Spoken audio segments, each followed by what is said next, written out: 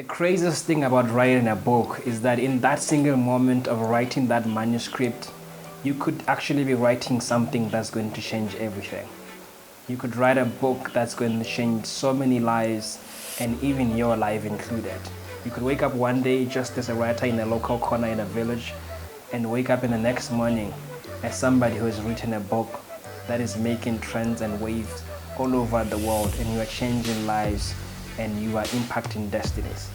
My name is Goitsemang Khutsafalo, and today I'm going to be sharing with you some tips on things to consider when you are writing your new book.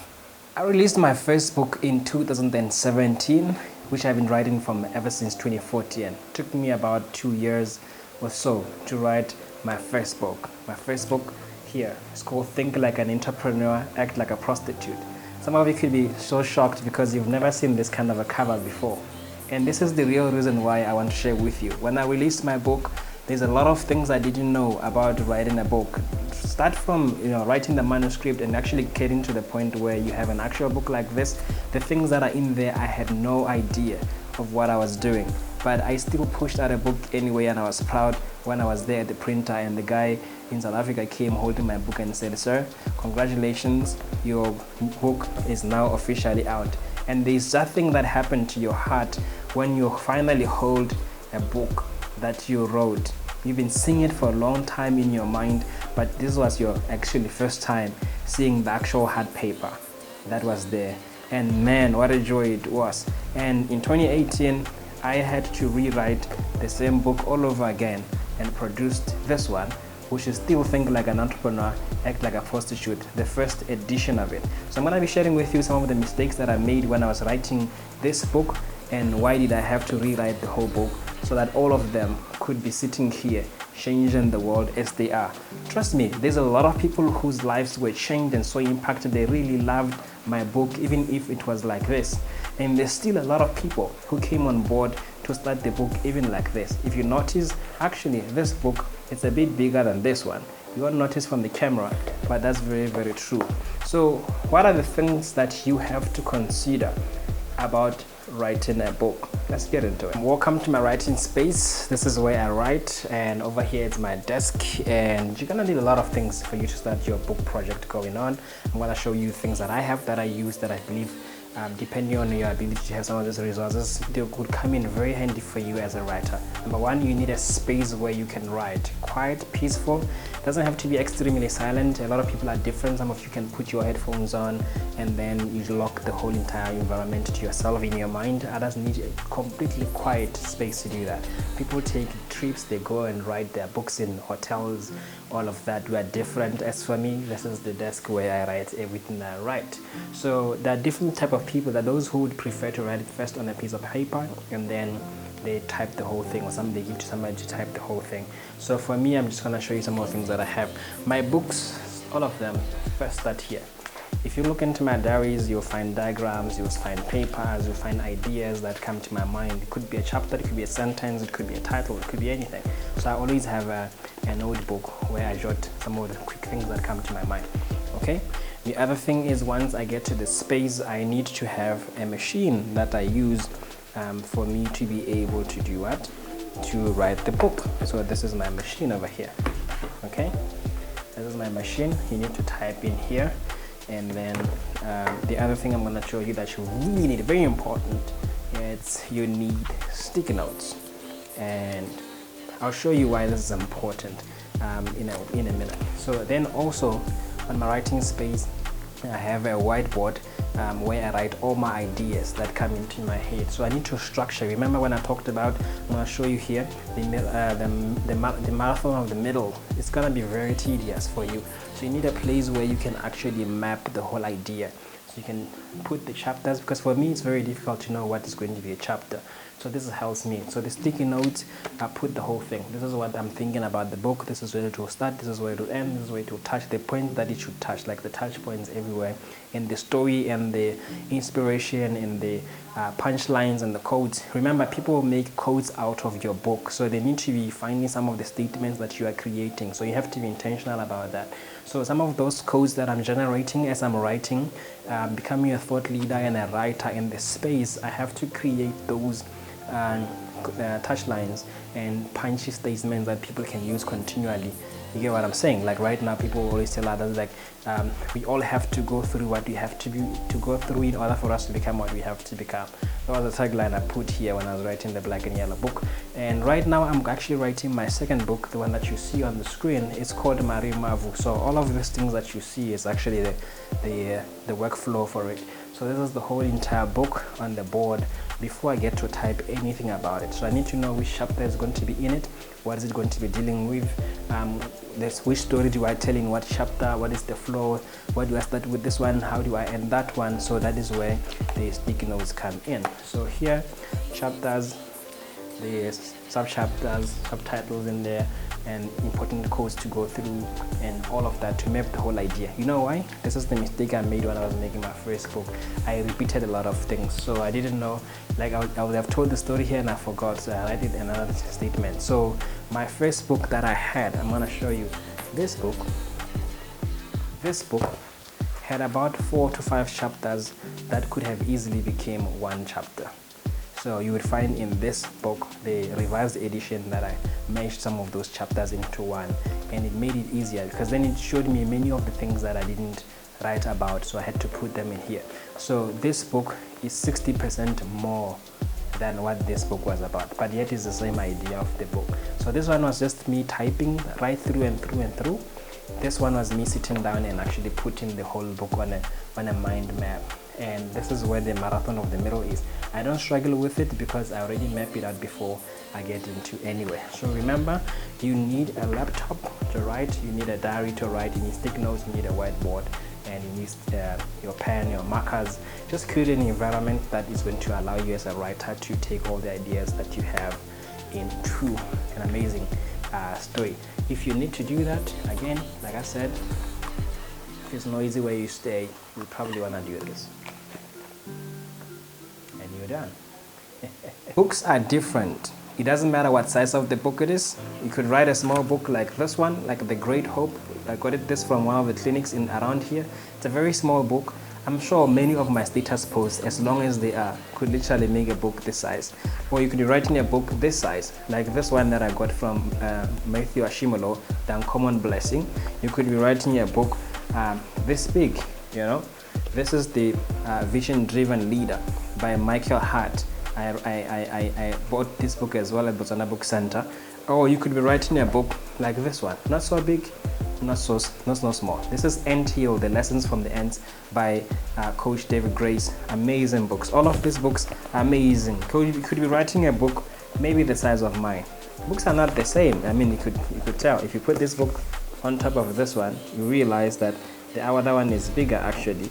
And then if you put this one also even behind, you could see, you know, there's always that small space and all of that. And it doesn't matter what size of the book you're writing, there's always something that you need to really consider when you're putting down a book. So number one, here's the first thing that I had to learn when I first started writing my first book. Books have 3 sides to them, okay?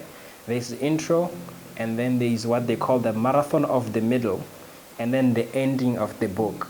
Books has to be making sense first to you. You have to first have a purpose in your mind. Why are you writing this book? What inspired you to write this book? Who exactly are you writing for? What is your story? At the end of the day, when somebody is reading up this book that you are writing, what is the one thing that you want them to learn about it? When I came up with the book, Think Like an Entrepreneur, Act Like a Prostitute, the thing that I wanted to achieve is actually help people to think like entrepreneurs. So I need to know how does entrepreneurs think, and what do I mean by that? Who am I speaking to? And when it comes to act like a prostitute, I need to know how a prostitute acts, and why is it important for me to want to show people that they should be able to, you know, act like a prostitute. There was a time I was sitting at home and I was just thinking about it. This idea fell in my mind. I say, hey, what will happen if entrepreneurs just learned something from the brothels worldwide? What is that thing that would happen? I mean, my mind continually, I think this is what happens to every creative out there. My mind continually bump into so many ideas at different times, to ask me what if this was there. I grew up like that. It's just the thing that I am, and I wanted people to think about this, because when I get to the decision, I'll say, hey, this could actually be a book. This is the main mistake a lot of people make. Just because it's something that sounds punchy and whatever it is, it doesn't mean it has to be a book. A lot of people have a title and then they have the intro, and then they get stuck along the way because they don't know what else to write about the book. There's that moment, this is why they call the marathon of the middle, where you are still writing and now you get lost in this idea of what exactly was I trying to write, because there's going to be a point where you have written everything that you wanted to write, and yet you are on 20 pages or 30 pages, but you wanted to have a book that's 160 pages. Now, the book will expose you as you're writing. It is going to show you how much you don't know about a lot of things. Sometimes people read other people's books and then they get inspired to say, if I was to say the same topic, this is how I will say it. Other people will just sit down and say, hey, what if there was a book about this? Other people will say, I want to write a book about my life. Others will say, I want to write a book about this and that and that and that. At the end of the day, you need to know, how are you going to introduce your book? And what's going to make the bulk of the book, the marathon of the middle? It's a very long journey through chapters. How do you name chapters? How do you divide the stories? How do you create the flow? How do you stay with the reader from page 1 until the last page? How do you make people, tune in and they get their emotions, their mind invested into this? Look, books are different. There are novels, there are biographies, there are fiction books, there are non-fiction books, there are business books like the ones that I write for entrepreneurs. You can imagine how boring that would be. If you're going to talk to people about business and entrepreneurship and you put that in a book, already people hated the textbooks that they heard when they were at junior school, senior secondary school. So the moment you say, here's a book, then you're going to realize that a lot of people don't actually like reading. One of the things that I enjoyed seeing all the time, it's when people come to me and they say, hey man, I don't really read that much, but I like your title. It makes me want to read. They'll say, I don't read, but this one I'm gonna read. Because this one I'm going to do that. You know why? Because writing a book is one thing, but reading a book is another. As hard as it is to write a book, that's how hard it is, if not more, for somebody else to pick the same book and read it. Statistics have shown that 9 in 10 people who bought books, they never even opened that book. I think they say 9 in 10 or 8 out of 10, but it doesn't matter. A significant number of people who buys the book, they have never even opened it to read it. Now you can imagine if there's only 2 people left, one of them is those who opened the book and they read the first chapter, maybe the first page, the first paragraph, the first sentence, and then for some reason they got distracted, things happened and they never went back to the book again. And others who are avid readers, who are disciplined to reading and they just like reading. It doesn't matter what you wrote, no matter how garbage it is, they'll read it to the end. There's those type of people. Now your job is to make sure that people who buy in fact, they buy the book first from the shelf when it's just going to be there next to other books. What is the thing that's going to make people to want to choose your book? I don't know if you've been to the bookstores before, or a library, and there's a lot of books all over here. Others are talking about leadership, entrepreneurship. Others are talking about sex. Others about kids, about cars, about food, about spirituality, about all sorts of things. But somebody has only 200 pula and they have to come out of that library or that bookstore with a book. What is the thing that's going to make them to buy the book?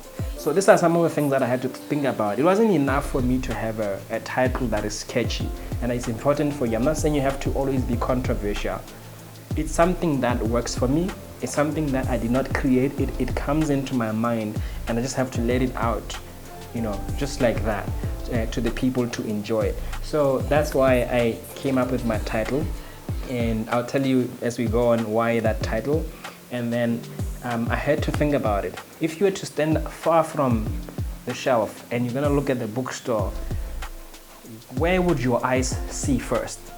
So the coloring of your book, it's very important as well. If you look at my book, and this is some of the worries that people have with local authors, if you go into bookstores in Botswana, you can almost tell from far that one is a local book, that one is an international book. Because the way we produce books, and I think it's because of the people that you choose to produce your book, they have a way in which they produce books that lowers the quality of production. For me, which is number 2, the quality of the book matters. Before we read anything, the quality of the book matters. When I look at it, I should see global, standard. These are global books from America, local author, top standard. I'm going to show you in a minute why this is important. To read a book, there's 2 things happening to a reader. They're carrying it. It looks light. Even when they're picking the first time, it's light. But even if you had to hold a glass of cup, not a glass of cup, a glass of water, which is like very small, like this, is very light. But if you continue holding it like this for the next 10 minutes, your arm is going to start being heavy on you. So even when people are holding the book like this and it's already heavy, trust me, even there are people with books that are like 50 pages, 30 pages, 40 pages, not like they're very thin. They're okay books, but they are heavy. Number 2, the type of paper that you use inside here to print. There is this one, it's called a Euro paper. Looks cream white, brownish. Every international book has that book. It's not expensive. It is important to have that paper. You know why? Because that people, when they are reading, in their eyes, if they look at a white paper for too long, it affects their eyes. So they end up not continuing with reading because it's now tiring for them. There are those who, when they open a book like this, they read the first sentence and they start feeling sleepy and all of that. It is because of the paper that they're looking at for too long. You get what I'm saying? So but one is cream white, and it's also the other thing that 3, which is important, is the font size that you use, the editorial. You don't go into Word and then you save in the PDF and then just print, because you will like, where would I need a designer, a layout person for this? Why would I need a publisher for this? Why would I need this? They understand the things that makes it easier for people to read your book.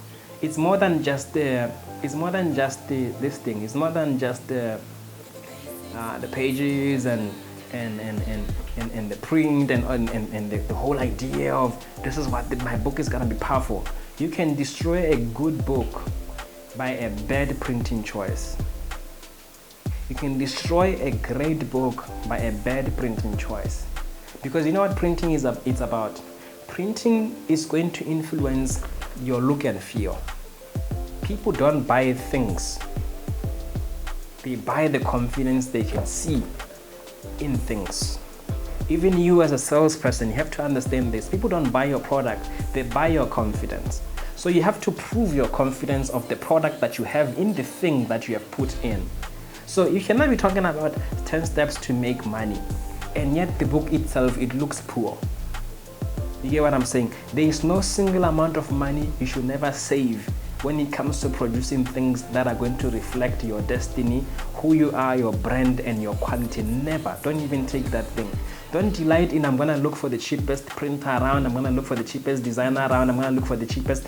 Cheap is always very expensive, because you're going to spend 10,000 pula because it's cheaper compared to other quotations. But you're going to spend 10,000 pula and you're going to be stuck with a lot of books in boxes and everywhere. People are not going to buy. It's very expensive for long. You want to produce self-selling books. You get what I'm saying? You need to buy Euro paper. Euro paper, you have to put a bit money on top of the quotation so that you choose this book, because it makes the book lighter. So, but now you have to learn to value these things, like the fundament. Before people can actually start judging your book for anything, they should at least enjoy what they are looking at. And then the intro part of the book that I wanted to talk about, it's just imagine the type of people who are reading your book. You yourself, when last did you read a book?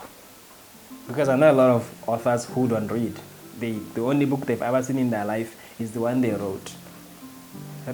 Check any other person's book. Read how they introduce their books. When it's fiction, when it's non-fiction, it's a business book, it's this how the creative art, the art of writing, it's critically important. Just because you have a message is not enough. You need to show your play of words, your understanding of telling the story. You need to know that people enjoy being hooked into stories, into flowing with something, just to play with their minds. The difference between a book and a movie is that the movie, the picture is there on screen, so it's just getting there into your eyes and into your mind. But the book is that it's the same story, but it's the text that gets into your mind, and the reader has to imagine and see the picture that you are depicting with the text that you are putting there. So you need to have the ability to play with words and the ability to play with the story. Learn to hit, you see, the first one sentence or two or three, they will determine if somebody is going to read the rest of the book. There are people who found themselves for the first time in their life finishing a book because they were reading first sentence and like, oh, this is so nice. You know, sentence number 2, they were like, let me finish the whole paragraph and see how it goes. And at the end of the paragraph, they're like, the chapter is too small. Let me just finish the chapter. And then at the end of the chapter, they feel glued and it flows with them. They're like, I wanted to cook, but let me finish. Okay, one more chapter. The same way they are hooked when they're watching a Netflix series. It's Money Heist, is whatever it is. And the way the series, the episode ends, they know how to put that so that they know you, at the end of this episode, you want to go somewhere. But as it ends, you're like, I'm wondering what happened to that guy. And you're like there, 2 a.m. You have an interview at 6 a.m. You have 4 hours left to waking up. And yet you are considering, do I take another 1 hour? Maybe if I sleep at 3, it's not so bad. One thing, I would sleep 3 hours. And then you go at 3 a.m., one more episode. And as it ends, you are like, this one is too nice. Let me just see how it ends. And then I won't finish the whole episode. And then I'll go. And before you know it, the episode is gone. Before you know it, it's 6 a.m. That's how they are doing. The writers who write movies and series and all of this, that's what they are doing to you. That's where the art is. That's where the craft is. But sometimes we need to learn this thing. Even if it's a business book. Look, I decided that I am going to be writing business storybooks for the rest of my life. I know I'm talking to entrepreneurs, young professionals. That's my audience. Entrepreneurs, young professionals, business owners, leaders, those are my people. I write for those people. I write for the people who are out there. They don't even see it in them to know that, or to even think that they could become those things. I'm writing to entrepreneurs and business people who, when they look inside of them, they can almost tell that, you know what, I feel like my destiny is bigger than where I am. You get what I'm saying? Those are people, they probably never did it. They've never even thought about it. But I'm trying to show them in their minds that this is you, the real you, that you can actually become. I'm not writing the books of 10 steps, how to do this and how to do that. That's not my forte. I'm the guy who shares you the picture of how the thing can be.